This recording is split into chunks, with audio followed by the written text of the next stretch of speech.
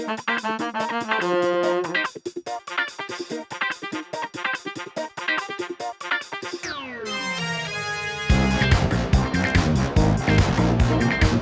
you, David Boone, for your rendition of our theme, and welcome to episode 37 of the Champagne Comedy Podcast, where we talk about the best Australian comedy show from the 90s ever made, The Late Show, and other D-Generation comedy tidbits. My name is Matt, and joining this podcast today is Alison, Daniel, and Kim. Hi. Hello.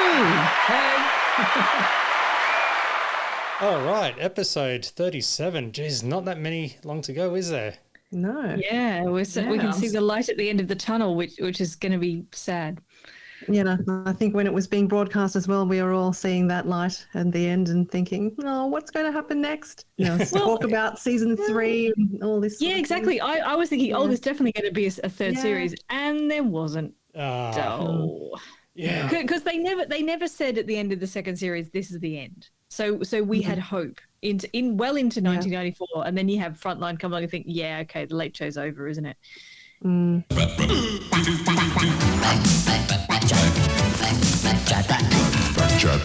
And now a big shout out to a regular podcast listener, Melissa Lachlan. My apologies if I did not say your surname correctly, but she has written, "Hi guys, just listened to the latest episode of the podcast, which was episode 36, the Sydney episode. Thoroughly enjoyed going down the memory lane there, and a few things to tell you from my experience at the time. One, I was at uni studying communications in 1993, and I did work experience at WSFM radio in the newsroom the week of the Sydney Olympic bid win. As part of my work experience, I got to go to the ticker tape parade and ride on the media truck with journos and cameramen. Honestly, it was such a highlight. I was sitting on the back of a ute and recorded sound for the radio. I didn't get to see the Late Show guys though, as the media truck led the parade. Kieran Perkins and Kathy Watt were in the car behind us. It was such a fun day and something I'll remember forever. Also, 2, the redhead kid with the helmet t-shirt in the street interviews, the one that was Richie Cunningham on crack. The kid himself was in the band Noise Addict with Ben Lee at the time. I saw them play a few gigs in that era, and they were just kids, but they were great. And also, part 3, Laurie Zion was definitely on Triple J for many more years hosting Creatures of the Spotlight. I actually won a VHS copy of the olden days on his radio show when I correctly guessed what movie an audio clip was from, and it was Free Willy 2. So Laurie was in the crowd of when they all did the Biosphere 2 thing. So, so thank you very much for that, Melissa. You're awesome. Very awesome. Thank you. I love hearing all these extra bits of information. I'm just amazed that heading up the Sydney Olympic bid parade was the media. Yeah, I know, right? They had to know that they've been held in such high regard. Well, they had to turn their cameras around and shoot the people coming down, didn't they? So that's why you get all those shots of Kieran Perkins and the other woman. What was her name? Kathy Watt. Kathy Watt. Yeah. But all I can imagine is Melissa with a shonky microphone of sorts or whatever, just trying to record the ambient noise. Yeah, just literally holding it out in front of her. Fun times. Speaking of her point with Laurie in regards to him being on Triple J, so we actually caught up with Laurie in regards to being part of that Biosphere 2 sketch, and I did happen to ask him how did he become part of the show, because he actually has deep connections with the D-Generation. Look, I don't recall the exchange, but I would never ask to be on someone's show, so they must have invited me, for better or worse, to do it. And the thing was that at that time, because I'd been living in Sydney then for 4 or 5 years, so the Late Show was done in Melbourne, and any chance to catch up, with Santo and the others when they came up to do stuff in Sydney was great. So I'm pretty sure, I can't remember the details, I'm pretty sure though that they would have said, we're going to do a show in Sydney, will you come along and will you be in this sketch? So it was, I'm sure it went something like that. And it was incredible because with a bunch of friends in Sydney, I mean, one of the things I think, I'm sure other people pointed this out on your podcast, but one of the things about a show that was on at 10 o'clock on a Saturday night back then was that it was water cooler TV. Everybody you knew watched it. I'm sure people, well, you know, at that stage of my life, I'd probably go out afterwards if I was going to go out to catch up for drinks. But in a way that I think is very difficult to convey now, a Saturday night TV time slot at 10 o'clock became a compulsory viewing for everyone I knew. But, you know, they were always in Melbourne. And when they came up and did this particular episode in Sydney, I thought, wow, the atmosphere in the audience was just fantastic. It was a big event. You know, there's no other way to describe it. And it was great fun being part of that posse of journalists whose questions, when you look at them now, aren't that implausible. Of course you'd ask those things. So it was great fun. Do you remember when it was revealed that Bargearse or Lucky Grills was in the audience? Can you remember that atmosphere at all? Well, everyone just went nuts because he'd been such a big figure in the show, and I didn't know about it actually before. I think, you know, even I was surprised that happened. So I'm sure everyone listening to this podcast knows the context of Lucky Grills and Bargearse, but it was a mega moment in TV, really. I think having him ask a question in the show, and in fact, it sort of gets back to this element of surprise that they were able to infuse into sketches that would start off, and you'd think, okay, what's going to happen here? It must be more than just a bunch of media people asking questions. There's going to be something else that happens to take this sketch into another realm, and that was the moment. But as a bonus treat, though, the chat with Laurie goes on for a little bit longer, so I will throw that in as a little bonus mini episode in the Champagne Comedy podcast feed. So have a look out or listen out for that when that actually comes out. So he does have a chat in regards to the Frontline book too, and as I said, his connections with the DGen, because he's really, really, really, really good friends with Santo.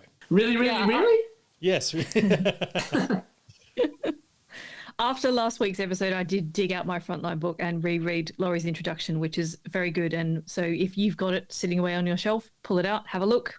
Worth a read, as is the rest of the book. But anyway, the introduction is pretty good. Yeah, just read the intro. Yeah, cool. Laurie, done. Thanks. And forget all the scripts and other information inside. Yeah. Ignore them.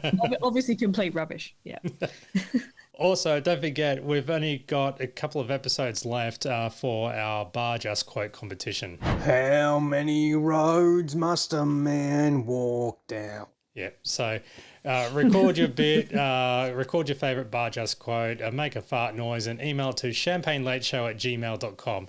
And you could win the Bluey box set that is the original TV show, not Bluey the cartoon, but I'm talking Bluey Bargearse from the Crawfords Library. Thanks to mygeekculture.com.au for donating that prize, as well as run a prize up, unopened Champagne edition Late Show, Best Bits of the Late Show DVD, and also possibly, if you're lucky, the autographed Joan Kerner, Joan Jett. Signed and framed. Yes, indeed. Yeah. Still in my possession. I've had to put it away in the safe. Yes. And also, don't forget the Michael Warren CDs from the toilet break. So he generously donated those CDs, and the music sounds pretty damn good too. So you will get a kick out of it. 25% chance so far. Please get that in, because you got until episode 39 to get your bits in, or otherwise, so far the entrants have a bloody good chance at winning. So yeah, a lot of good stuff to watch, a lot of good stuff to listen to, and something to put on the wall of your pool room. I've got the paper. I've the paper. Time for Daniel G and his program guide. Thanks, Matt. So this is What's Up Against Season 2, Episode 17, all from Ross Warnicki's critical guide from the Saturday Age. And starting with Channel 7, we've just got wall-to-wall tennis from 8:30 till midnight, the Australian Indoor Championship, live coverage from Sydney of the semi-finals. Over on Channel 9, we've got Hey Hey It's Saturday, this week hosted by Trevor Marmalade. It features Kim Wilde performing If I Can't Have You, a cover of the Yvonne Elliman song written by the Bee Gees from Saturday Night Fever. We've got stand-up from Peter Rosethorn, Another cover, Ugly Kid Joe performing Cats in the Cradle. Then Kim Wilde joins Mark Neal from Chances.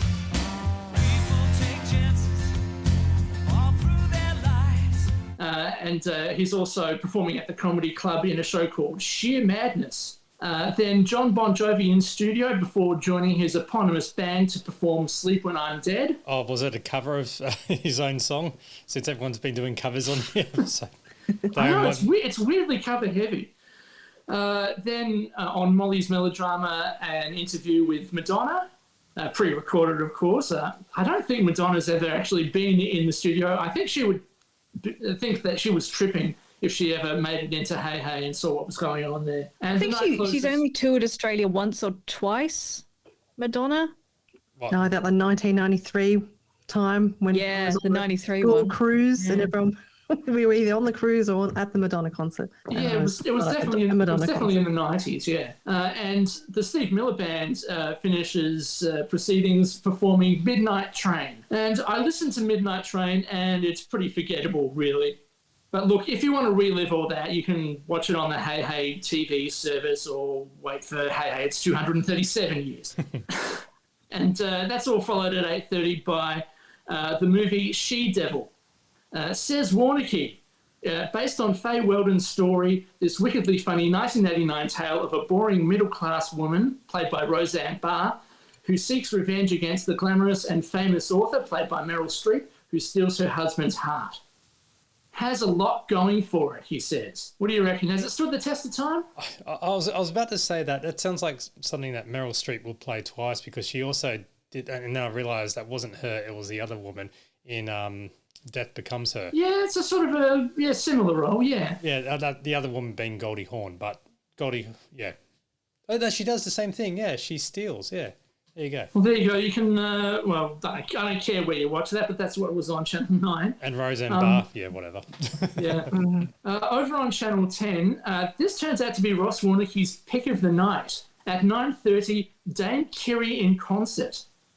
The ad breaks, about 20 minutes of them may irritate, but this tape of Dame Kiri Te Kanawa's recent Melbourne concert is a delight. She sings the classics and songs from the big musicals. Ross's mention of the ad breaks is kind of interesting because there's a little bit more light shed on why this all came to be from the review in the Green Guide by Michael. It's either Michael Smith or Michael Schmidt, because for some reason Michael Schmidt's surname is spelled S-H-M-I-T-H. So I don't know if that's a typo or if that's an actual Schmith. An actual surname. Anyhow, Michael writes that this is the telecast of the concert of the car launch that paid Kiri Te Kanawa $250,000 to land her larynx and add luster to what was more or less an extended commercial for a new set of four wheels with chrome or leather in the right places and an asking price of $130,000 or half a Dame Kiri. The night itself, I was there at the site of the dress circle, was a farrago of salesmanship and marketing with a performance going on in between pitches. On television, topped and tailed with Anne Fulwood telling us how great it's going to be, / how great it is going, / how great it was. She appears at halftime too. The event is curiously muted. Thankfully, we are spared the dancing, prancing pretentiousness of the 20-minute car launch itself, which was a cross between the worst excesses of Busby Berkeley and Steven Spielberg. Now, it's not mentioned what kind of car was being launched. The only clue is in the end of the review. Someone once compared Herbert von Karajan's conducting of Beethoven's Pastoral Symphony to driving through the country in a Rolls-Royce with the windows up. Well, Kiri Te Kanawa in concert is the same, only the car is Japanese. What do you reckon? Any guesses there? I'm guessing Mitsubishi. Not the Daishitsu. Oh, yes. Yeah, Dame Kiri could definitely add a touch of class to a Daishitsu. I'm going to guess it's not the Toyota Corolla. No. So moving on to SBS. The 9:30 movie is The Travelling Players. Ross Warneke writes, not previewed, but this well-regarded 1975 Greek drama is said to require a sound knowledge of Greek political history on the part of the viewer. Through the eyes of a troupe of travelling players, the period 1939 to 1952 unfolds. World War II, the German occupation, the rise and fall of the communists. The film's length, 4 hours, is another hurdle, with Vangelis Kazan and Aliki Georgiou. And Warnick is not lying. This goes from 9:30 p.m. to 1:15 a.m. 3 hours, 45 minutes. Ouch. Well, that's about the average length of a Marvel movie. So it's the norm these days. So, yeah, you would have either been watching that movie or probably falling asleep to the test pattern afterwards. All right, and that brings us to the ABC. So our lead in, once again, it's Birds of a Feather. Ah, damn it. I was waiting for that. Where is it? Oh. Yeah, we'll say Yeah. what'll I I do? do. What'll I Season 3, Episode 1. The episode is titled Keeping Up Appearances, but don't confuse it with the British sitcom with the same name that appears earlier in the night. Sheridan, you dirty car. There's a mashup. I'd like Clash of Universes. Oh, God. I bet he was too. So in the episode, Sharon visits Chris in prison and is ejected after hitting him, and Daryl's appearance and personality seems to have taken a turn for the worse. He upsets Tracy by asking her to dress sexier and show more cleavage on her next visit. So Dorian, the dirty cat, offers to her a selection of some of her revealing outfits.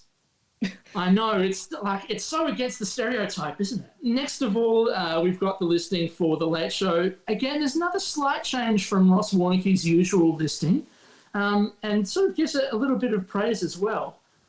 He says that it's satire and sketch comedy from Melbourne's DGen and that it beats the pants off Channel 7's Full Frontal. Ah. Oh. Which at the time was running at 8:30 Thursdays, FYI. Well, it's true, But but Well, a lot of they're really different beasts, really, when you think about it, The Late Show and Full Frontal. yeah, but if you compare what each of them is trying to do, The Late Show is still better at what it's trying to do.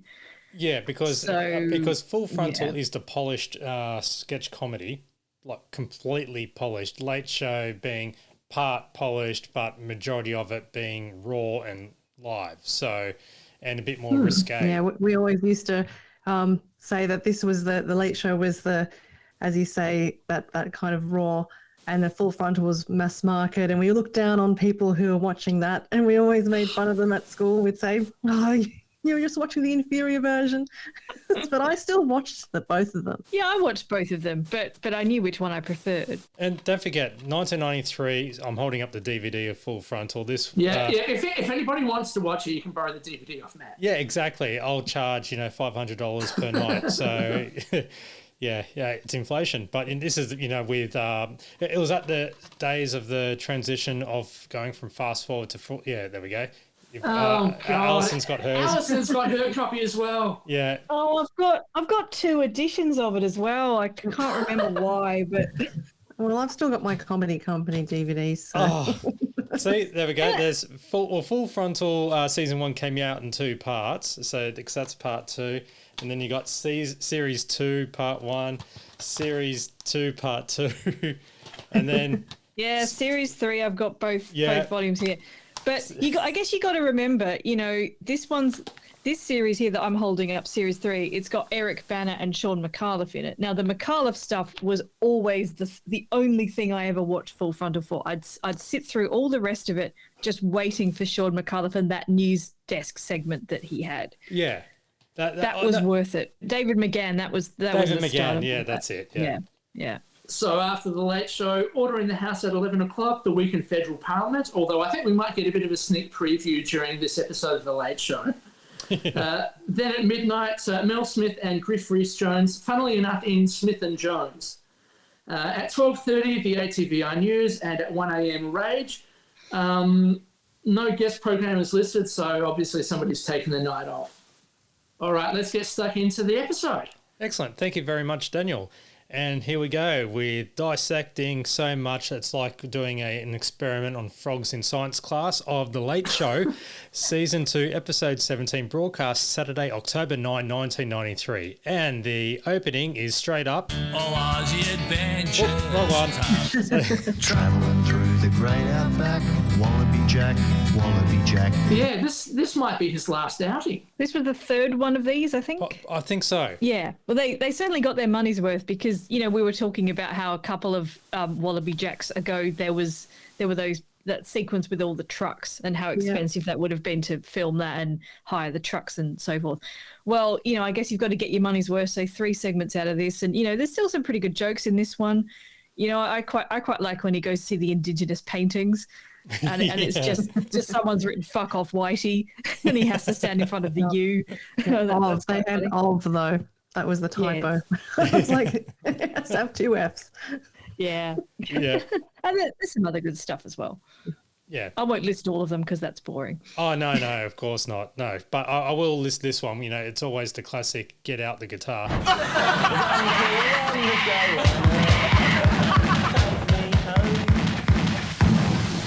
And that was just a whole bunch of cockatoos being shot. Yeah.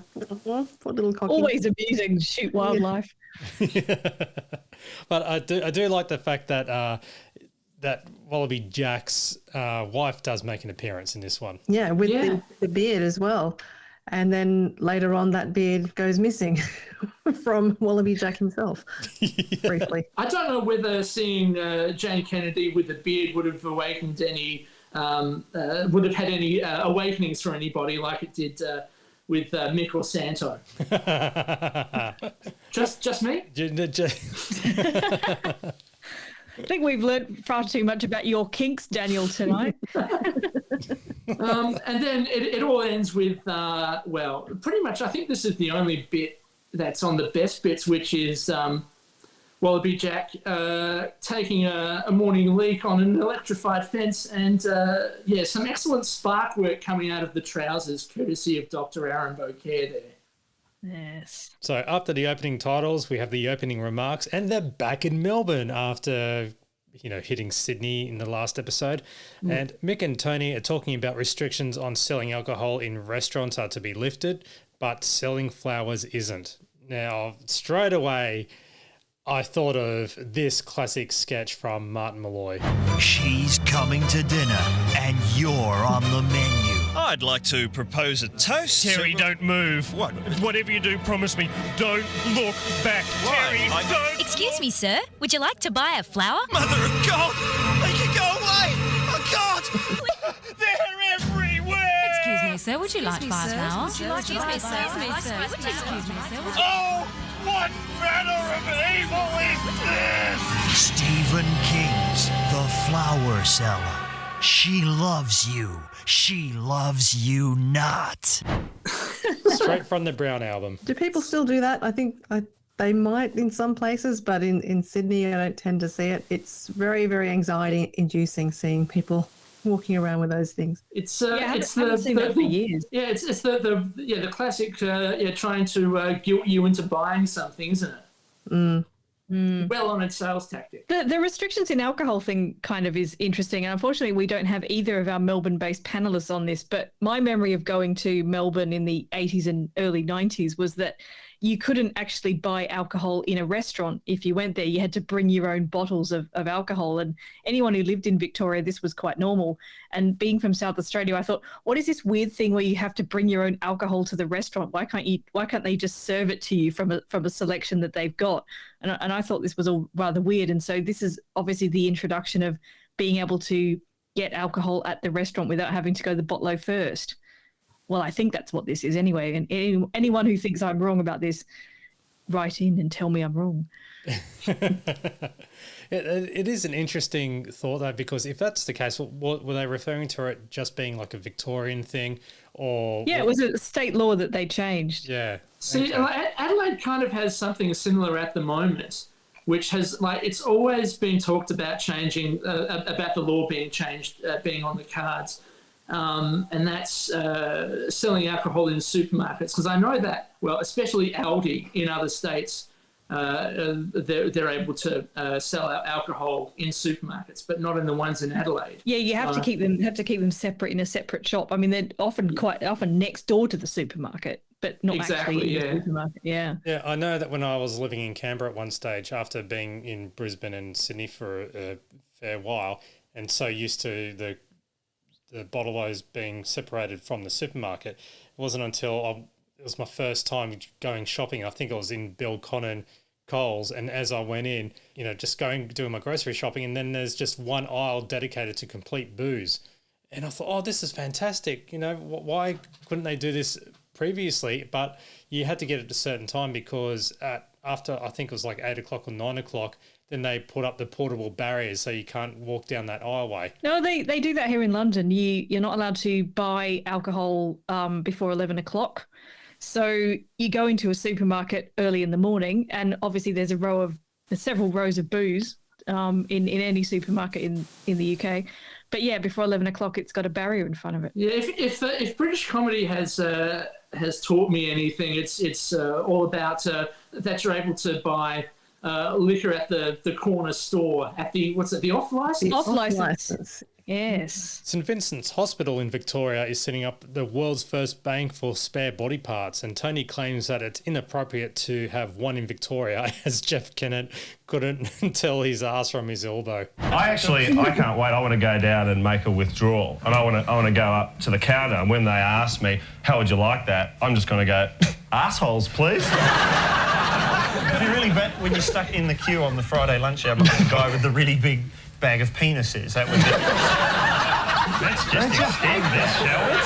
Let's keep this thing going. And also the arse elbow. Arse elbow.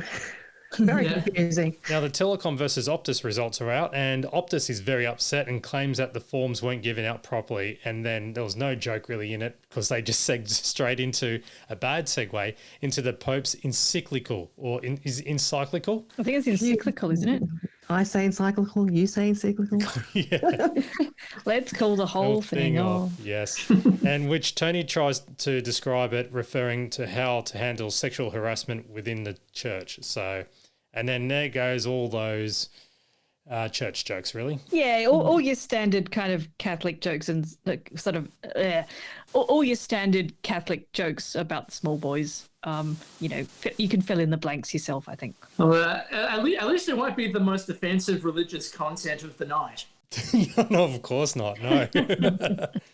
Mother Teresa is not happy with people using her name for profit, such as Mother Teresa Weight Loss Centre and Kung Fu School, Love Line and Taco Shack. Yeah, it's interesting about Mother Teresa is always seemed very protective of the brand and the image. I think the cinnamon bun, even about 1997. Does everyone remember the Mother Teresa cinnamon bun? It was this kind of a bun that looked like her, and it was world famous, and it was exhibited in the restaurant. But it turns out that they started selling T-shirts with Mother Teresa cinnamon buns on them, and she basically was not happy with that, and they had to come up with a compromise and actually sell only a certain amount. They weren't allowed to make any huge profit out of it. I think you're better off finding Jesus in a bun because Jesus can't sue you. Yeah. You know who at the you know what. It is News Desk with Tommy G, and Tommy G is feeling a bit under the weather, and it's all about, hasn't this come full circle with crises in Russia? Yeah, definitely. Mm. Well, not quite as dramatic as this one at the present time, but you can see it maybe is heading in that direction. There's a siege in the Russian parliament with, tanks outside the building and Moscow television forced off air and so forth. So it was a very dramatic moment in 1993 in Russia, but Yeltsin obviously got through it in the end. Moscow's TV tower being knocked off air and the news was replaced by a standby program. Are you being Sersky? Yeah. I think some of that might have also been in reference to Channel 10, which I think was still playing Are You Being Served? Yeah. Even as late as 20-something years after broadcast. I do remember actually being that and seeing a lot of the promos on Channel 10, which they were quite known for in the 90s, where it was either you had Simpsons or you had repeats of Brady Bunch. It's okay nowadays because we've got, a million digital sub-channels to put it on, but prime time on your main channel, it just wouldn't be done today. All right, and so Yeltsin joins the news desk live from Moscow, and you have Rob as Yeltsin and Santo as the translator. I've got written down here Yeltsin Elephant Man makeup, and that's because the prosthetics on this are not very sophisticated. They obviously tried to make, Yeltsin had quite a distinctive face, and they obviously tried to build up Rob's face to look a bit like him, but actually he looks pretty weird. He looks like he's been stung in the face numerous times. Yeah, exactly. This is why I've said Elephant Man. It's like when he did Bill Clinton and they just left it lying around in the props department and just brought it out again. And it's a bit stretched and squashed. It looks like it's been sat on a few times or something. But anyway, moving on. The sketch is sort of decent. Yeah, but the main part being this line here. What is your view now in retrospect? They were bullies, thugs, heavies. They broke the rules and they would do anything for victory. So what will you do with the coup leaders? No, he's talking about the Brisbane Broncos. I'm sorry, Russian humour isn't that highly developed. It's just a... Vodka comedy. China cops criticism for testing a nuclear device because they wanted to test it in Sydney. So, I've got no idea what that one was really about. That was an Olympics reference because Sydney beat Beijing. Yeah. That's tanks, but no tanks. Remember that awful? Mm-hmm. Yes. See, I wasn't sure if that was the reference, but I'm glad that you backed me up there. This is my best guess. There may well have been some other world event I'm missing, but I think it's probably the Olympics. Pope John Paul II held his encyclical at Rome's own ABC shop. That was a good one. Yeah. Oh, I missed the ABC shops. Yeah, they were good. You can see Big Ted there in the shot in the window. My last purchase at the ABC shop was finding a Doug Anthony All-Stars Dead and Alive, as well as the last concert CDs shoved up the back. Yeah, I was at QVB in the last hours of it opening, and everything was $1. And I managed to get Utopia season 1 and 2 for $1. Wow, that's pretty nice. And we gave it away on this podcast. Yeah, so. Good memory. I was going to say I had 2 copies of that. And who ended up getting that? I hope they enjoyed it. Daniel Hopmans. Thanks for still listening. As well, and hope you're enjoying the DVDs. As well as Benazir Bhutto winning the Pakistani election, beating Nawaz Sharif, who, I practiced that one, who struggled to get his campaign message across via phone. It's John Blackman from Telecom Mobile then. Number 10. That's the 10th one. Yeah, bit of a sort of brown face voice going on at the end there, but always good to hear John Blackman. All right, commercial time, and it is I'm going to have to just tweet out, or if I can find anything on YouTube for it, but it's, I remember this commercial where it was just lyrics and animated speech bubble coming up, interrupting, or, all about praising Jesus because it was the Christian Television Association. But this time... So it's sort of like a primitive version of Genius.com, really. The original ad that this is parodying is available on Internet Archive, put up by Flemish Dog, who is truly doing the Lord's work, putting all of these old, TV commercials and TV presentation and a whole bunch of, VHS ephemera. Yeah, doesn't he play the entire show with all the ads and you can watch it live when he broadcasts it? Yes, that's right. There's a Twitch live channel that comes up occasionally as well. So, thanks, Flemish Dog. So, it's the lyrics to a song called Sing the Glory Down. And in the original, things come up saying, these are Christians singing. They're singing about walking with Jesus. Christians sing to celebrate the joy of living, the joy of being together, the joy of believing in Jesus. And then the parody is a lot more blunt. These are Christians singing. They're singing about walking with Jesus. They probably believe in the tooth fairy as well. It must be nice not taking responsibility for your own life. Christians are always the ones who dress really badly at uni. Do we have any proof to back that one up? There's scientific studies. I'm afraid I'm not uni educated, so I don't know. Well, when I went to university, we would sort of mock the Students for Christ Society. But on the other hand, on the university campus that I went to, they seemed to be the only active society, and they would get together like every month or so, and they'd have pizza parties and stuff. And I was thinking, actually, in some ways, they're having a better time than I am. So maybe that's a reflection of what else was going on at that university campus, which was nothing. But anyway, Christians were very much mocked in this period, and so they were considered to be a bit daggy. Yeah, I think the 90s fashion didn't do them any favors either, but we were all wearing it. Yeah, we were all wearing it. Yeah. So Christians are always the ones who dress really badly at uni and have no friends apart from other Christians. And then it sort of goes into this sort of weird tangent. I was a Christian. It really screwed me up. I got into drugs, then meditation. Now I'm selling Amway. And then it ends on, need any carpet shampoo? I believe we've got a snippet here too, don't we? Yeah, so this is from the original ad, and this is well in the days before Hillsong. And they sang, I'm in the way, in the bright shining way. Like, honestly, could you see Hillsong United singing this in front of a stadium full of believers? Well, they sing it, but it would be a much better production than just some dude with a guitar, I also do enjoy the phrase "I'm in the way," which I don't know. Like, it must be some sort of a weird sort of biblical meaning, a bit like the phrase "to know someone biblically." Isn't that like a synonym for fellatio or something? Well, is this again just me? Or? Well, I'm like being in the family way. Is this? I haven't heard that one.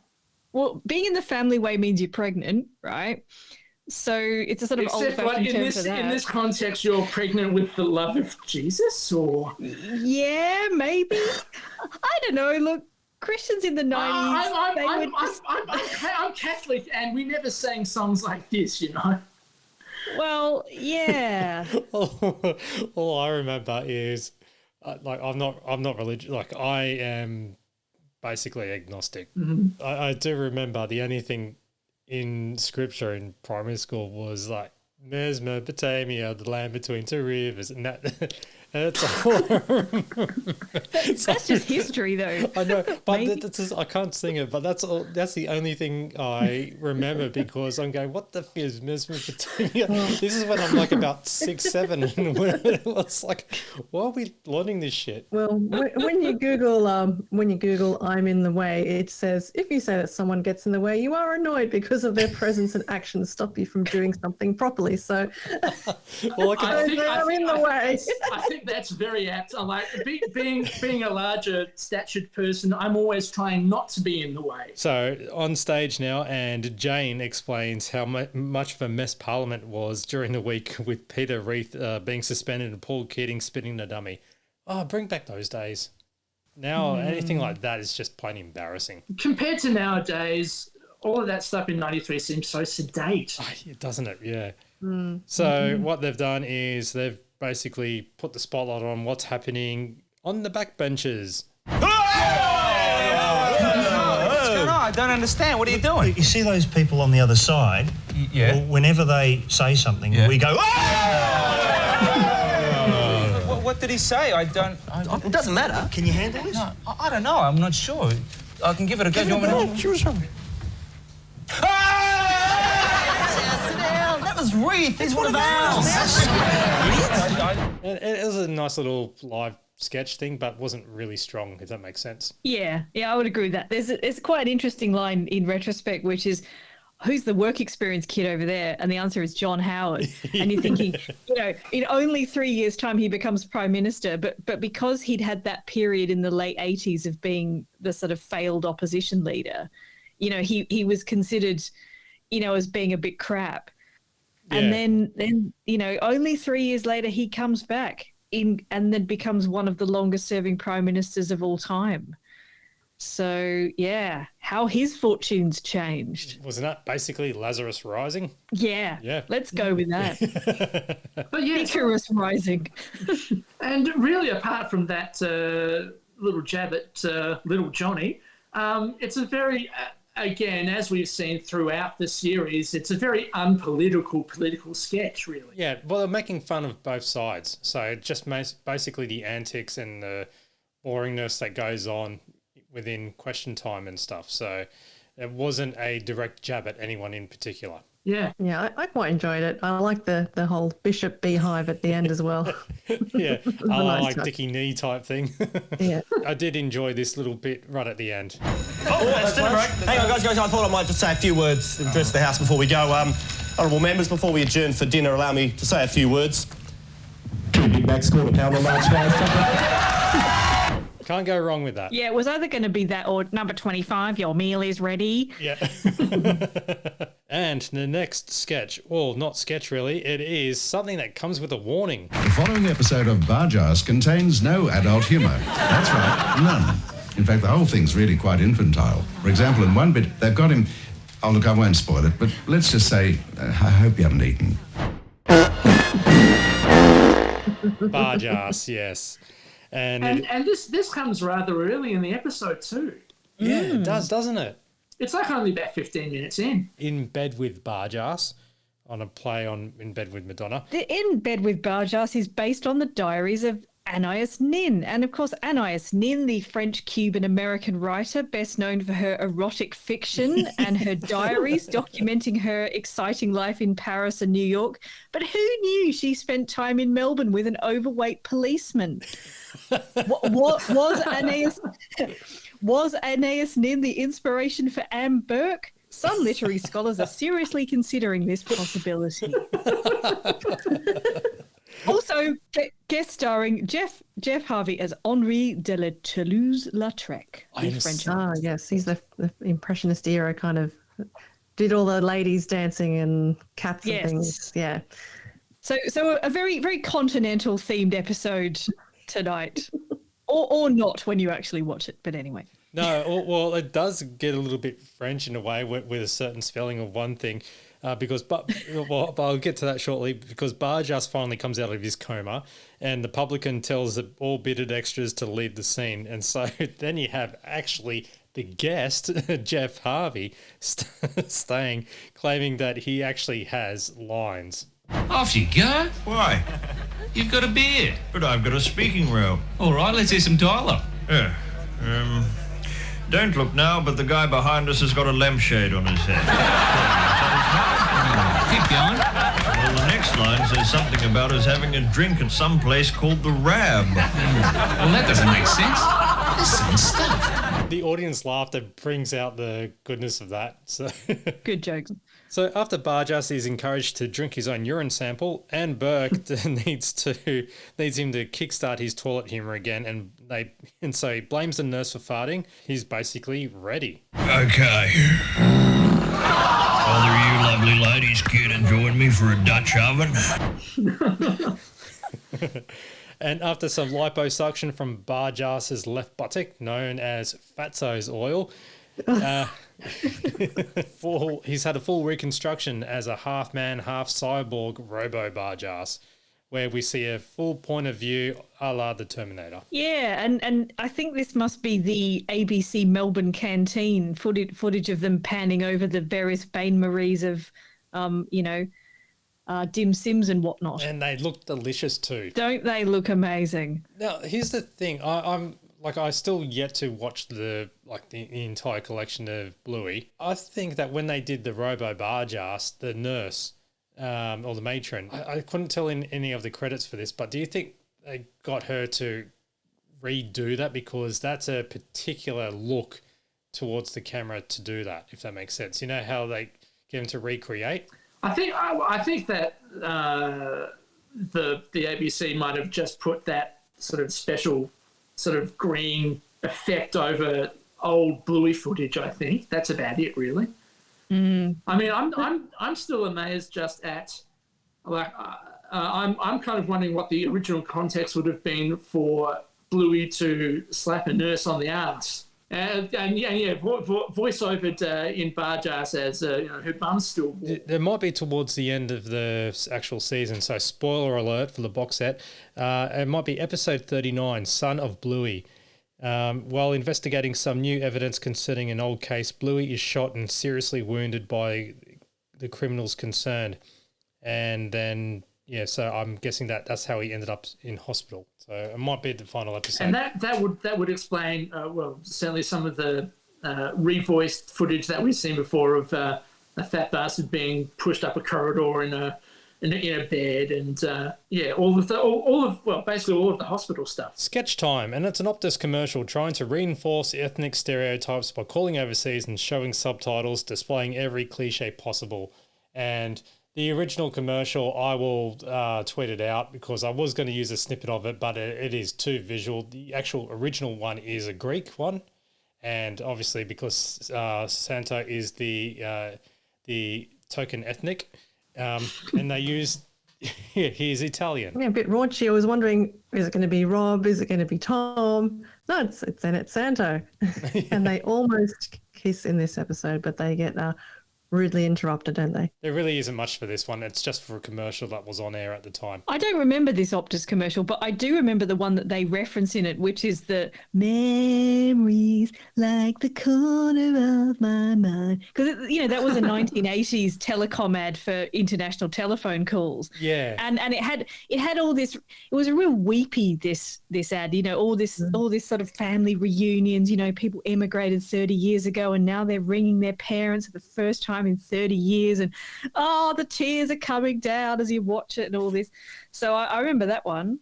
Yeah, see, that was in the late 80s, early 90s, and so Optus have tried to replicate that and do their own version for it, but it really fails. Like, seriously, I will tweet that video out and you'll notice how it is cliche it is. So good on them for calling that out. Maybe that's why no one voted for them.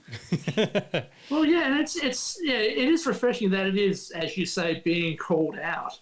That I hadn't thought about that pun, to be honest.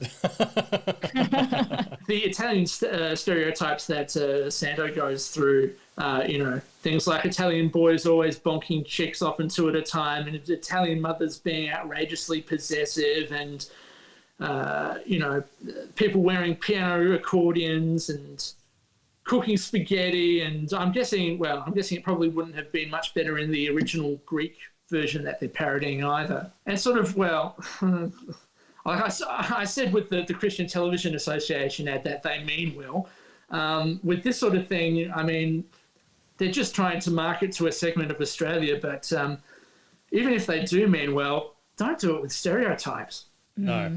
Like, I get what they're doing, but in the end, it's just trying to sell stuff, and you can do better. We're on stage now, and couch time, late mail, and Judith reads out a letter from a viewer who has who just happens to have similar handwriting to Judith's, which Tony points out, and her thoughts on Sega releasing the game Night Trap.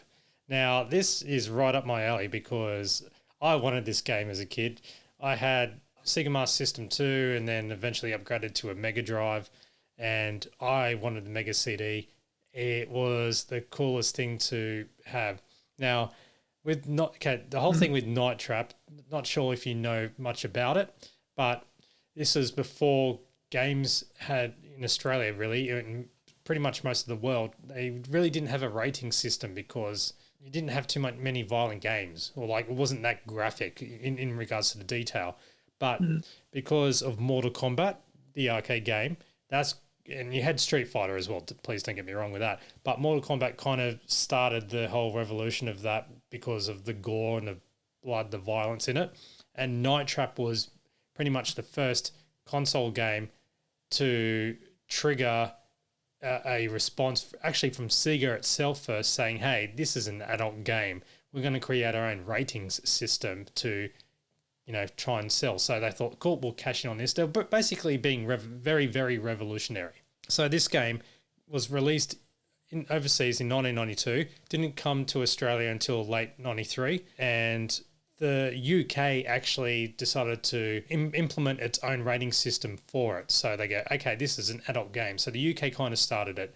And then when Australia was about to get the game, that's when all the shit hit the fan. But with Night Trap, the whole basis behind this game, it's all video, and it's more or less like a kind of a point and click in a way on the gaming console. Is this a bit like Choose Your Own Adventure, kind of? Yes and no, but you had to monitor. It's quite disturbing of the time, right?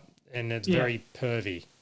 So, but it's not what you think it is. So the main star is Different Strokes star Dana Plato. So she plays Kelly, who is an undercover agent who is sent to infiltrate a quote sleepover at the Martin family winery estate after 5 girls go missing.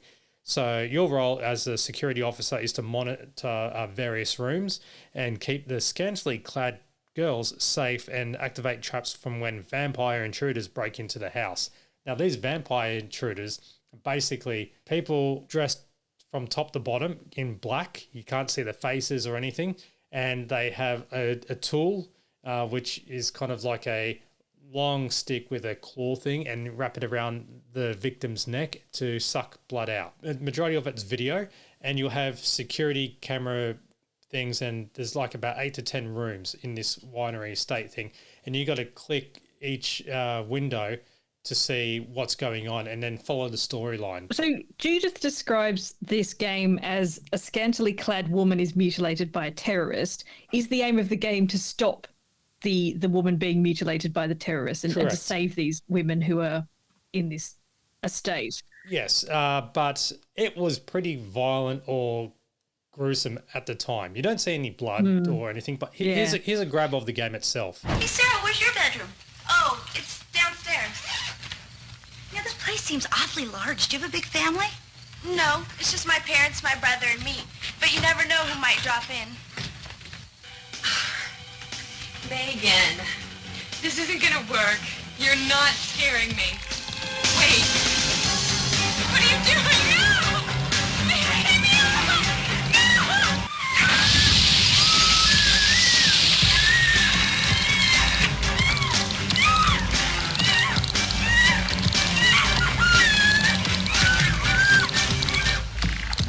See, that sounds disturbing, but when you see it, it is so tame and lame, because all it is, the girl because the graphics are not very good, or no, it's all video, but it is just white puffs of smoke, and the girl is in a nightie in the bathroom, and so the vampires, one of them appears randomly in the shower, and that's why she's going, oh, stop, you're not going to scare me, and so forth. So she goes in, and it's kind of like a behind you type of thing. It's not the houseboat horror of video games, is it? But yeah, compared to Sonic and Mario and that sort of thing, I can understand why people would have been up in arms. Yeah, it's full motion video. And you said this was something that you really wanted. You would have been about 12 at the time, I guess? Yes, 12, yeah. Judith is right. It is... I can't explain it other than you got to watch it and you'll just go, oh, okay, yeah, that. I mean, it just your description of it doesn't sound that much different to a lot of films in that era where, again, women were the victims of a lot of violence. So, and those sort of films had M or R ratings at that time. So, yeah, I guess it's understandable why people brought in the ratings for video games as well, with that sort of content in it. It triggered it, yeah. So, yeah, it was violence towards women, 100%. But the same part is, if it was guys as well in it too, it's still more or less the violence, and yeah, it's designed to be controversial. So it was very fitting that Judith made her own video game with the help of Doug Bain. He's the guy who did the Boonie game. That's the one, yeah. Yep. Did you notice the Platinum Grit advertisement in the background, which is a indie comic back in the day, a cult comic? One that I think he was involved in as well. So good on him for getting a plug-in on the ABC. So yeah, that whole game was basically called Day Trip, and the whole concept was you had to rip the nuts off the game developer, the Sega game developer. Yeah, it's quite funny that the Sega man's knob is basically a dog with massive teeth jumps and sort of bites his knob off. And that's it's funny, you know. It's the way it's done is comical. And then there's another dog who just bites his head off, just to make it even more ridiculous. There's a whole bunch of lookalikes here, so we'll tweet these out, the images, at TLS Champagne. Share them on our Facebook group too at Champagne Comedy Podcast. But yeah, some of them are really good lookalikes, and some of them are just shocking. You're thinking, why did they even broadcast those ones? But yeah, the one from obviously the one that they focus on the most is this the tape from Tony Martin's. No, not Tony Martin's mum. Who was it? Someone from the Netherlands sent in a tape. Have you got a clip of that at all? I don't have the clip of the actual bit from the game show, but I have Rob's reaction. You are an absolute meddler, Jason Stevens. What? I've never been to Holland. It's an absolutely ridiculous assertion. Ik heb mijn zomerheen doorgebracht. Er is de hoogste red van Fogtown. Nietens van Zwakkensee Hollandse. Sounded a bit German for a moment there too, didn't it? Yeah, it did a bit. Dutch is a hard accent to do, but anyway, the two languages are kind of similar because the countries are next to each other. But yeah, who knew that Rob hosted Dutch Wheel of Fortune? And went under the name Hans van der Tocht. That's the guy's actual name, Hans van der Tocht. The host of the Dutch version of Wheel of Fortune, better known as Rad van Fortune. And I think the funniest bit out of it all is just seeing the introduction to Dutch Wheel of Fortune. Just seeing anything in a different language and hearing all those rolled R's as well. The voiceover guy is really giving it up there. Rad van Fortune is the Netherlands entry for Eurovision this year, isn't he? I'm going to take your word for that. I have no idea who any of the Eurovision entries are. Oh, geez. Where's our Eurovision correspondent, Danny Tregoning? Danny Tregoning. Yeah. Yes. And it's documentary time. And this is a perler because this one is one of the most iconic produced sketches / documentaries ever. And that is Warren Perso, the last Aussie auteur. And you can definitely tell that this has come from the mind of Tony Martin. And not just because it features on Tony's official Sizzletown YouTube page, but it's also been on the Bargearse and Olden Days DVD, which he compiled. I think it's either an extra or an Easter egg on the Bad Eggs DVD. You can tell, also because Tony's a film guy, that this is really Tony 100%. Yeah, and it's Judith, such a classic. This. Yeah, I think Judith as well. Judith has a really good role to play here in just kind of counteracting the the behaviour that Warren displays in this video clip. The classic moment with her is when Warren is trying to work out which sound effect to put over the top of the zoom in on the breasts of the well-endowed woman. Yeah, is it boing or? and Judith's face when she's asked to comment on this is absolutely priceless. I love, this whole sketch really inspired me to be passionate about the Ozploitation movies. So I've actually been spending my hard-earned pocket money on 14 of them so far, but all the Ozploitation Blu-rays that Umbrella Entertainment have been releasing. So they're just absolutely magical. And you just see, this is how movies should be made, just raw and not giving a flying fuck on what they spend the money on.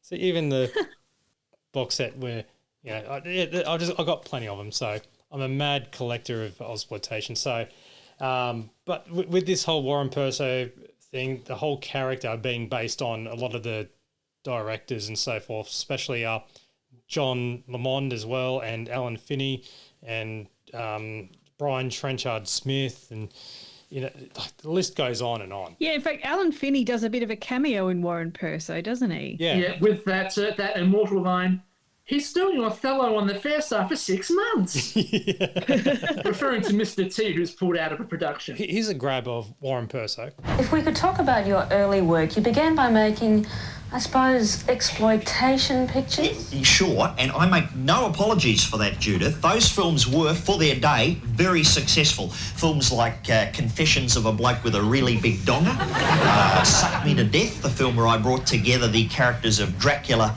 and Emmanuel. You might recall the poster line, she went down for the count.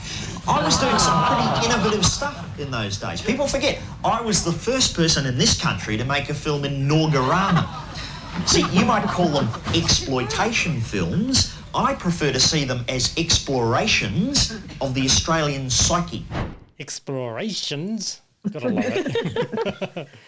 Yeah, that particular way that he speaks his lines is really special, isn't it? Yeah, you have to watch Not Quite Hollywood, the documentary all about Ozploitation, and you'll just see that's got Warren Perso written all over it. Yeah. We'll see, like basically, like most Australians, I follow a lot of Australian cinema, which means that I have not seen any of the movies that have been parodied here. I mean, I kind of know what they are roughly. So, like, there's Ron's Barney, which is a parody of Don's Party. There's the Bermagui Bronze, which is a parody of the Coolangatta Gold. The Sturt Strzelecki and Mangles ones, I don't know what they're parodies of, but I mean, basically, is there a particular movie I should be going for that I should be watching that might help my appreciation of this sketch a bit more? Well, you'll also appreciate, like, I'll list the movies that he's mentioned anyway. So there's Ron's Barney, Confessions of a Bloke with a Really Big Donger, Check the Tits on Her, Filipino Furburger, Kelvin, son of Melvin, son of Alvin, Bermagui. Yeah, Alvin Purple, that one. Yep. So, yeah, I was going to say Alvin Purple, and also Alvin Strikes Again. So you got two of those, as well as don't forget to check out The Naked Bunyip, because Graham Blundell is in a lot of the stuff. Same with John Hargraves and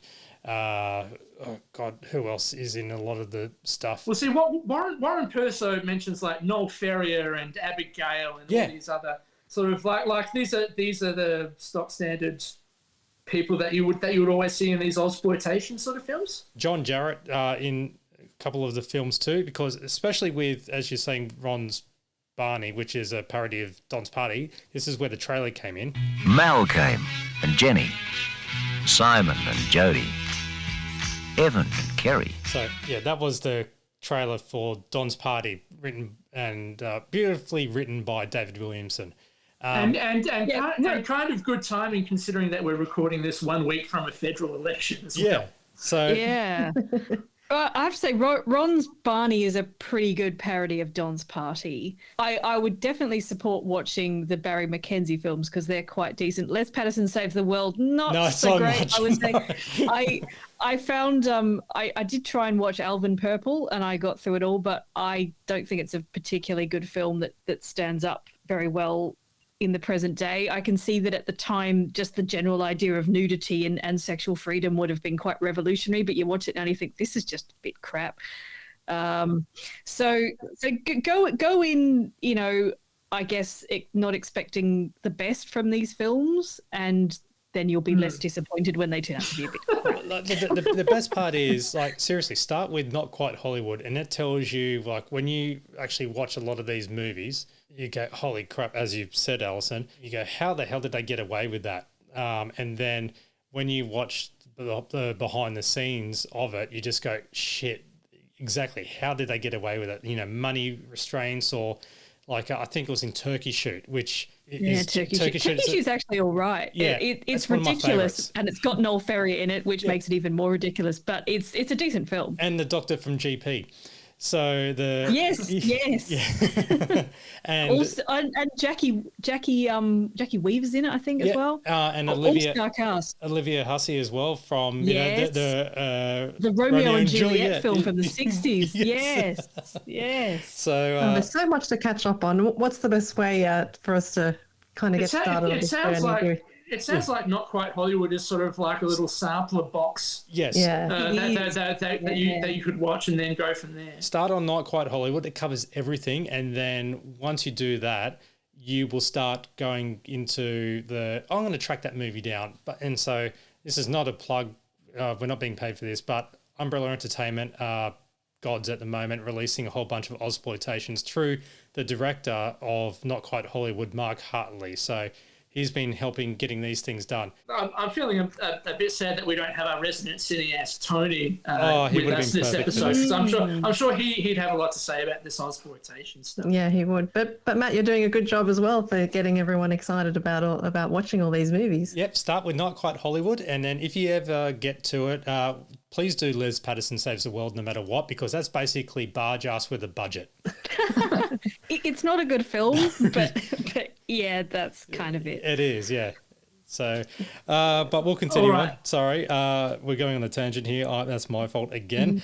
But before we move on, I just wanted to flag that John Harrison makes a appearance in Ron's Barney. Yes, he does. Hey, Ron, mind if I screw your missus?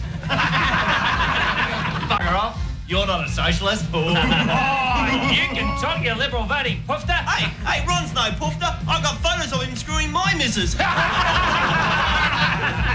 is that right? I thought he was screwing your missus, Jack. You weak bastard. You wouldn't say that if Gough Whitlam were Prime Minister. No, you don't think so? No, you don't think so? Yeah. Hey, steady on, fellas, steady on. Sorry, Ron, they only had light beers left.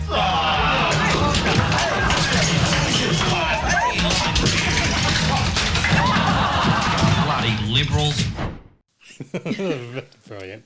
There you go. Accurate, apparently. Yeah, very, very good. Also, when he's talking about Bermagui bronze, here's a little bit where, you know, as you said, Daniel, the parody of Coolangatta Gold. This bit here, right? Listen very carefully. Joe, you'll have to choose. It's either me or the Bermagui bronze. Listen, Bev, I'm not just doing this for me and Barry.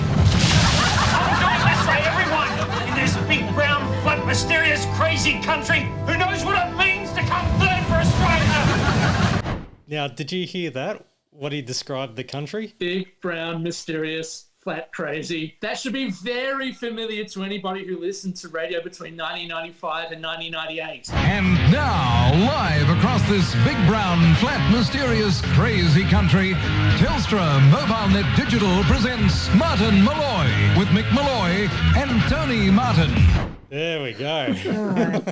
Oh, I should point out I got the brown album at Salvo's because it was long gone, and I found it. So they're still out there. You can find them. And Viva also la got- physical media. Yeah, physical media, and it works. And the panel live $2 yes, from yeah. Salvo's as well. So they're still out there. That's great. And now I've also got a bit of audio just to bring to the table to do with the last Aussie auteur. So this is Tony Martin speaking to Justin Hamilton in 2011 on Justin's now defunct podcast called Can You Take This Photo, Please? Now you can hear that Justin's a really big fan of Tony and especially of this sketch. Have a listen to this. My friends that I grew up with, we still quote Warren Perzo. It is hands down my favourite sketch of all time, and and my friends still, you know, if anyone hears something that mildly resembles a fart noise, says "excuse I," and it was. But you've told me that died when you played it live. That did die because it was a long film piece, and we'd shot that ourselves on film. We love to work on film, and it's. Yeah, I think it got, if you listen to the original tape where it was played on the show, it gets about 4 laughs in 10 minutes. You know, like the Bermagui bronze. Like, how's that not funny? That is one of the greatest things I've ever seen. I'd like to say it was ahead of its time, but I don't think it was. It's like, you know, like my mate who now works for the government. All I need to do is, like, when I catch up with him, the first thing he does is look at me and goes, "Listen, Bev." Like, it's still... It was so ingrained in my group's culture. Well, that's a classic case of, it's a classic lesson of just do something that amuses you. Because I'd met a few of these guys through Michael Hirsch, who'd worked on Pacific Banana in the early 80s. And a lot of the quotes in that sketch are word for word things that people actually said to me. Brilliant. About films being about, you know, winners like Alvin Purple. and so... Yeah, that was one where you go, I think maybe this is only going to amuse me, and we showed it, and I went, yep, looks like it is only amusing me. And then as the years went on, people kept mentioning it. Well, you know, and it was chockers full of jokes. Like you look in the background, it's Evil Angels too, and it's Sigourney Weaver. It's Aliens. Aliens. Well, that was those. That was funny. I remember because we spent the other thing we haven't had time to talk about is how much of our own money we insanely spent on that show. That sketch cost $10,000. And I remember writing a cheque for $1,500 for those 2 posters. Right. And one of them is Elise Platt and Aussie Joe Bugner in Wuthering Heights Down Under. And the other one was, I just like the idea of if there was an Evil Angels 2, it would be like Aliens, where get away from her, you bitch. Lots of dingoes attacking. Yeah. That's gold. Yeah, that's really interesting. I think why it became a classic is actually through rewatching, because the first time you watch it, there's a lot going on in that sketch, and there's a lot of jokes that you kind of have to think about a bit. But if you rewatch it on home video, you pick up the details and you get more and more out of it each time you watch it, because it's such a dense sketch. There's so much going on in it. And I think it's the rewatching that's made it the classic. Yeah, definitely. And I think live audience probably expecting some live stuff, and they don't want to sit through all their whole hour, like not a third, it's about 10 minutes. So a fifth of the whole time that they're there, they're just watching this, and they're probably like, where's all the live stuff? Well, coming up, next thing coming up is definitely live. We might as well go straight into the next bit, and it is... Have you been paying attention? Wrong thing.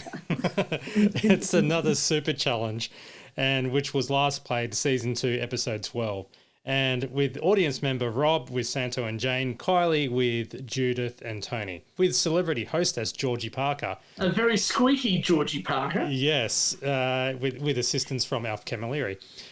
Now, basically, like, I won't go through into too much details with this, but questions based on Pope John Paul's second's encyclical, a mother-daughter beauty pageant as well, and then also comes the team captain question. Larry Perkins. Here we see Larry Perkins, winner of last Sunday's Bathurst. Who came 12th? Gee, that's easy. Come on, Rob. Kylie, you can do it. Who came 12th in Bathurst? Bit of helping out from the... Was it Larry Donoghue? Larry Donoghue. Close enough, it was Laurie Donoghue. But for bonus points, Rob, why did they come 12th? What held them up in the race? They were drinking and driving? Exactly. And they ran into a booze bus. Yay! Some audience participants actually answered the questions correctly. Yeah. And now we have the celebrity offspring, which you had images of David Campbell, which is Jimmy Barnes, Julian McMahon being the son of Billy McMahon, the Prime Minister, and Ross Newton being the son of Bert Newton, quote unquote. Not really, he was just an actor with the same surname. Oh, okay. Yeah, he was on Home and Away. Sorry, like, yeah, I watched that and I'm thinking... It went totally over my head. Yeah, I was like, oh, I didn't know that was his. Yeah, maybe this was just some son that, Bert didn't talk about, No, they were doing... Respected his privacy. Yeah. It was the photoshopping, because with David Campbell, and they photoshopped Jimmy Barnes' mouth on him. Yeah. And then, because that's legit his son. Julian McMahon, that was a serious one, but Ross Newton, because he also had a round face. That's why they did the stretch out to say Bert Newton, because of moon face. Yeah, he was looking like a younger Danny DeVito, to be honest. He did. That's a good lookalike, yeah. And other than mentioning the prize being a fly-dye holiday to the Gaza Strip and stuff, you have the celebrity couples. Now, this one is just horrible, isn't it? It's just all the setups for a bunch of obvious jokes, really. This whole the whole segment in particular. Well, they made fun of one person in particular when they should have made fun of another person that was before it. So you had Richard Wilkins and Brooke Shields. That was fine.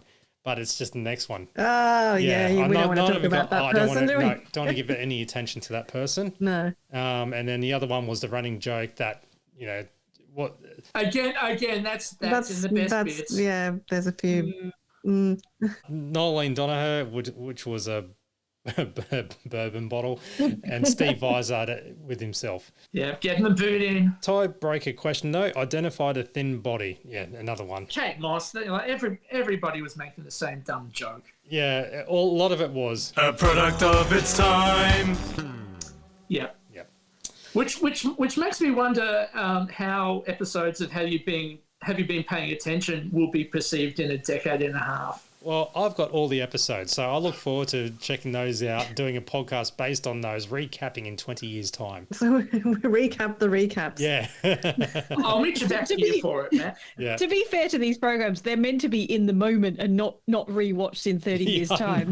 No one's making them thinking about what it's going to be like in 30 years' time. Well, yeah, something that Tony Martin does say to Justin Hamilton in that it's an hour-long podcast that I grabbed those 2 minutes from. Yeah, he did mention that The Late Show was thought to be disposable like a newspaper, basically.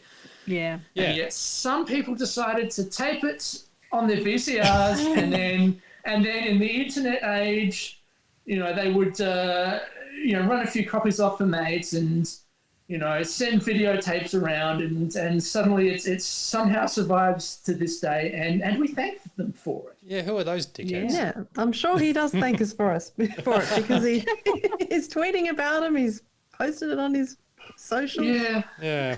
Anyway. If you feel guilty about this, go and subscribe to Sizzletown. Now, time for toilet break, and it is Act 6, Fred Sleep playing the goanna in 3 parts. The mouth. My God. Just get the weirder and weirder, doesn't it? Yeah. What an act this is. Yeah.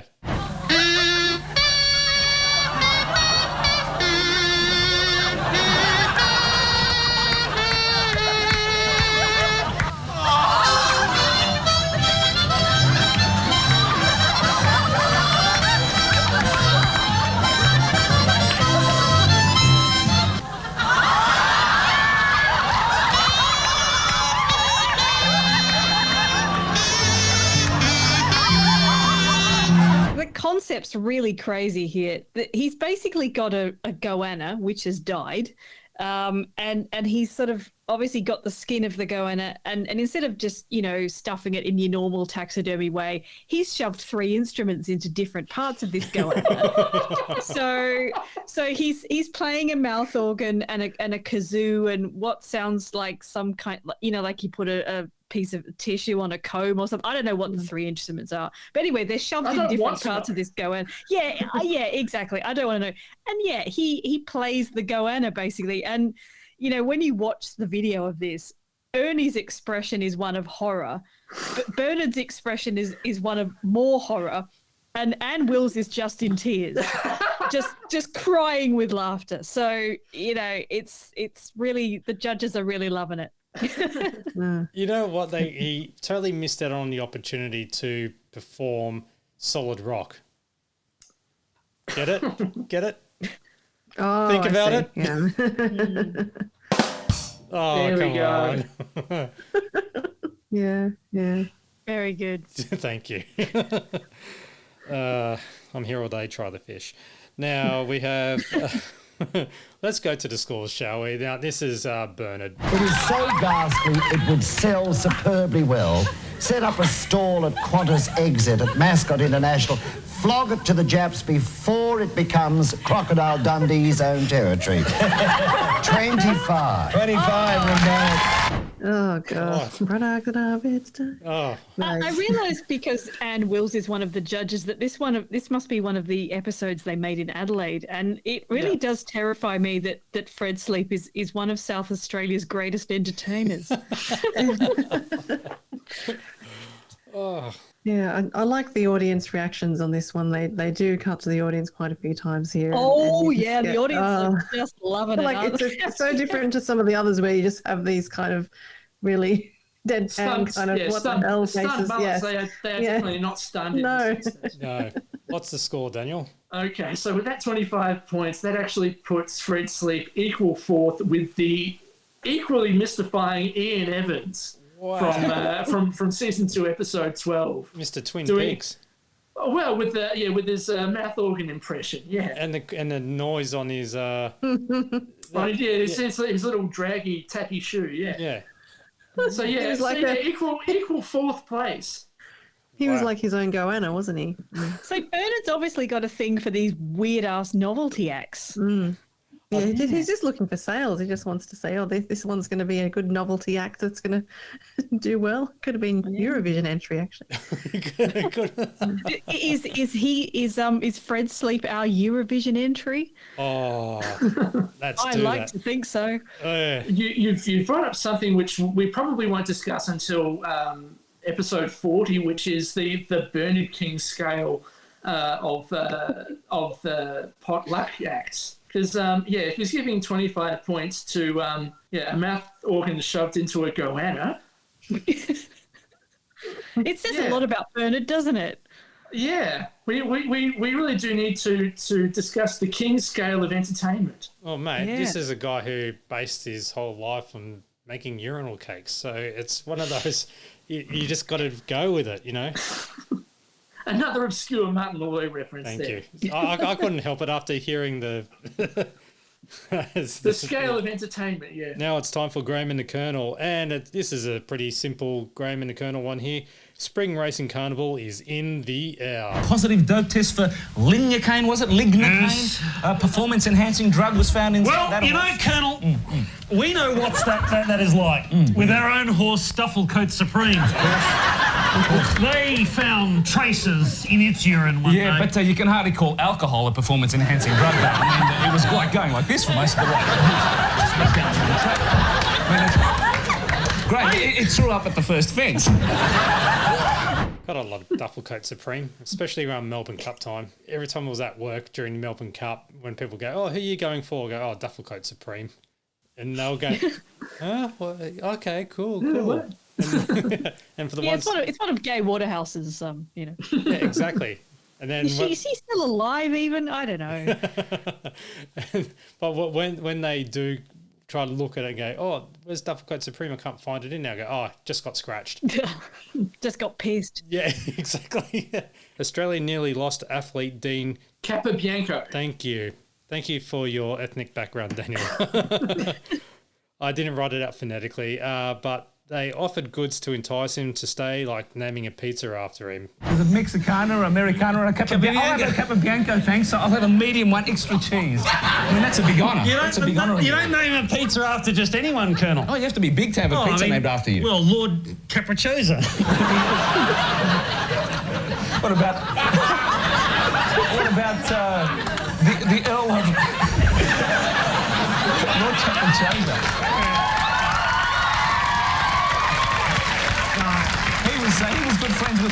He was good friends with Lord Hawaiian. Well, I mean, when they had a big reunion, they got Sir Tristan Aussie together.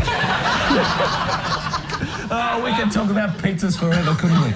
Oh, well. And also Michael Jordan retires. And for the first time. Yeah, exactly. That was really weird to hear that. And it's left the door open for Australia's Phil Smythe. So it's another Phil Smythe bashing. It's been a while since they did a Phil Smythe joke. I mean, the hair or the lack thereof. The old comb over look. Yeah. Yeah. It's quite a bold look for a basketball player. Yeah, I think he looks a lot better today. He's kind of ditched that. He's aged a bit more gracefully and less kind of like, I'm clinging on to my comb over. Yeah. Now we're on stage again, and Jace, Mick and Tony plug the upcoming documentary, The Devil at Your Heels, which could easily fit into Ozploitation if it wasn't Canadian. Yeah. A good way to look at it is if you go into Ozploitation, think Stunt Rock and Death Cheaters. With Devil at Your Heels, with Ken Carter, that was a Dr. Aaron Beaucaire specialty, which he introduced it to the team, and yeah, it's pretty cool that they played the entire thing the following week. Yeah, the anecdote was that Santo had done some work with Film Victoria, and he had to, as whatever the role was, he had to watch a lot of different films, and one of the films he ended up having to watch as part of this role was The Devil at My Heels, and I thought that this was the inspiration for Shit Scared. So I'll go with your thing, Alison. Well, you never know. I tell you what, maybe there's someone out there with a better memory than you or I've got, and can tell us where they think the Late Show heard about The Devil at My Heels. Well, one thing that is certain is that it's a documentary from 1981, produced by the National Film Board of Canada, and it won the Genie Award for Best Theatrical Documentary. Mm-hmm. And it's been released on VHS with the introduction from the Late Show people, It's also got put out on DVD through Shock Entertainment. And because it's produced by the National Film Board of Canada, it's actually available for free, legally, and in full on YouTube if you want to go and check it out. It's called The Devil at Your Heels. Get on it. And the basic, what it's about is this stunt guy called Ken Carter, and he's attempting to jump over a waterway that runs between Canada and the United States. So this is jumping a car a mile. And so they build this massive ramp, and the documentary shows the process of building this ramp and then him attempting to do the jump. And this is over the space of a number of years as well. Yeah, yeah. Time for the closing, and that is the musical finale. And it is Ian Dury. Oh, no, wait. No, it's not. It's Brian Bury. Crank It Out, Ian Dury's hit. Hit Me With Your Rhythm Stick. And he does a really good job too. Hit me with your rhythm stick. Hit me. Hit me. Jedor, ik liebe dich. Hit me. Hit me. Hit me with your rhythm stick. Hit me slowly. Hit me quick. Hit me. Hit me. Hit me. It's a great rendition. He was too passionate about that one, so Yeah, He's he was really giving into it his all. Yeah, it was, wasn't he? Yeah, one of my favourites, this one. Brian being the weatherman for the Today Show, or the morning show on Channel 9. Just the weatherman in general for Channel 9. Yeah, it was the original kind of zany weatherman. Yeah, wasn't he? exactly, yeah. Before... Santo. Yeah, thank you, yes. Now, if you want to watch this for yourself, it's an Easter egg on the Champagne Edition Disc 1, which you can win through our Bar Jazz competition, by the way. But if you've got Disc 1, go to Volume 1, then go to Select Clip, then go to the page which shows you chapters 26 to 31, then navigate to Menu, then press left, then press down, then you'll see a bow tie icon appear out of nowhere. Hit enter, and you've got 1.5 minutes of Brian Bury magic. God, bring back Easter eggs. Gold. All these Easter eggs. You don't get that anymore with all No. this instant streaming stuff. It's a dead art form. Yeah. All right, and the people complain about media is, physical media is dead. It's like, well, stop. Even the physical media! Yeah. It's like, what do you think? Bring it back! Bring it back, yeah, exactly. You know what? Next time there's an election, you need to stand for the Senate as the physical media party, Daniel. Yeah.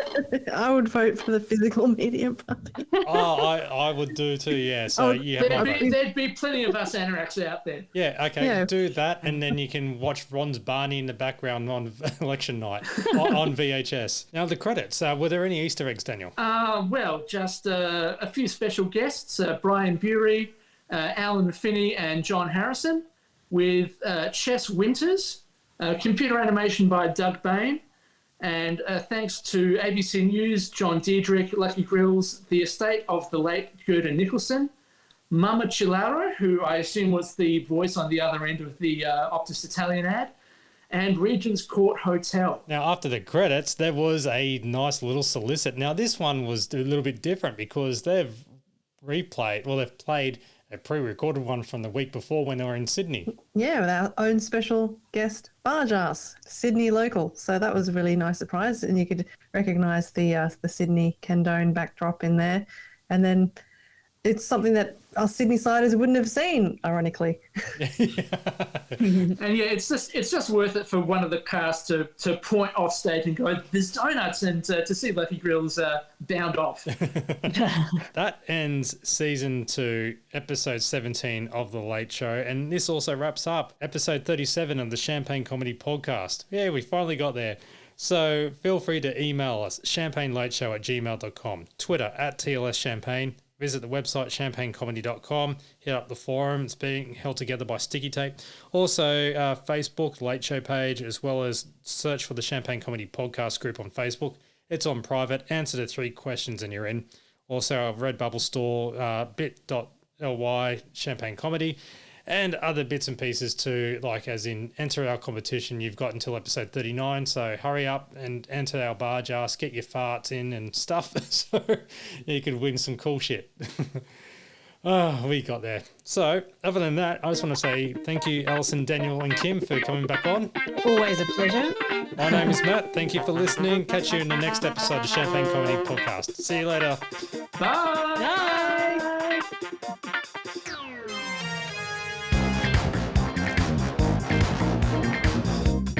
Bloody liberals. Thank you for listening to the Champagne Comedy Podcast, created by fans for the fans. For more information on this podcast, please visit champagnecomedy.com. Produced by Matt Fulton Productions, mattfulton.com.au.